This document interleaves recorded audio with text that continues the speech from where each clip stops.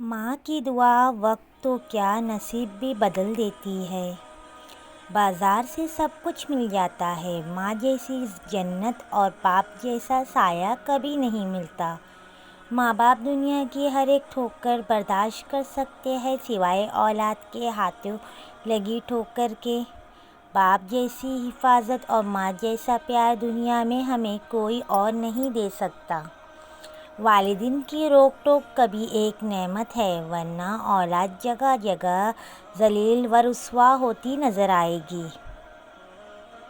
یہ سوچ کہ ماں باپ کی خدمت میں لگا ہوں، اس پیڑ کا سایہ میرے بچوں کو بھی ملے گا۔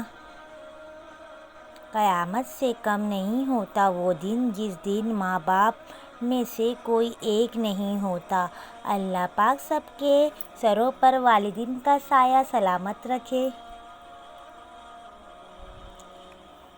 کبھی وقت ملے تو اپنے والدین کے چہروں کی طرف دیکھ لینا، آپ کو پتہ چلے گا کہ آپ کا مستقبل بناتے بناتے وہ خود کتنا ٹوٹ چکے ہیں۔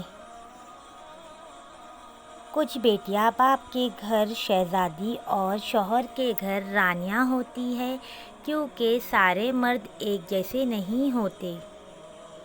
بیٹیوں کا مائکہ تو ماں باپ کے زندہ ہونے تک ہی ہوتا ہے، بعد میں تو وہ بھائیوں کا گھر بن جاتا ہے۔ گھر وہی چمکتا ہے جو ماں باپ کے سفید بالوں سے روشن ہوتا ہے۔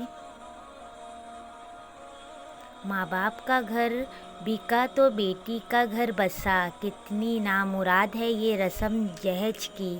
جو اپنے ماں باپ کے لیے دعا کرنا چھوڑ دیتے ہیں، ان کے لیے رزق روک دیا جاتا ہے۔ برے ماں باپ کی قدر کرو، کچھ لوگ ترستے ہیں ان سے دعا لینے کے لیے۔ سناٹا چھا گیا بٹوارے کے قصے میں، جب ماں نے پوچھا میں ہوں کس کے حصے میں؟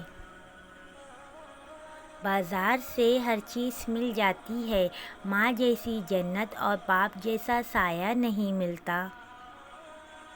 اپنے ماں باپ کی لاڈلی بیٹیاں اکثر آزمائش کا شکار رہتی ہیں۔ اللہ رب العزت تمام بیٹیوں کے نصیب اچھے کرنا۔ زندگی اور حالات جب تھکا دیتے ہیں، اس لمحے ابو کی یہ بات ہمت اور حوصلہ بڑھا دیتی ہے کہ میری بیٹی بہت بہادر ہے۔ بابا، آپ نے دیکھا نا، آپ کی گڑیا درد چھپانا سیکھ گئی ہے، مسکرانا سیکھ گئی ہے۔ جہیز کیا ہوتا ہے اس باپ سے پوچھو جس کی زمین بھی چلی گئی اور بیٹی بھی۔ باپ وہ واحد شخص ہے جس کے جوتوں سے بھی بیٹی کو محبت ہوتی ہے۔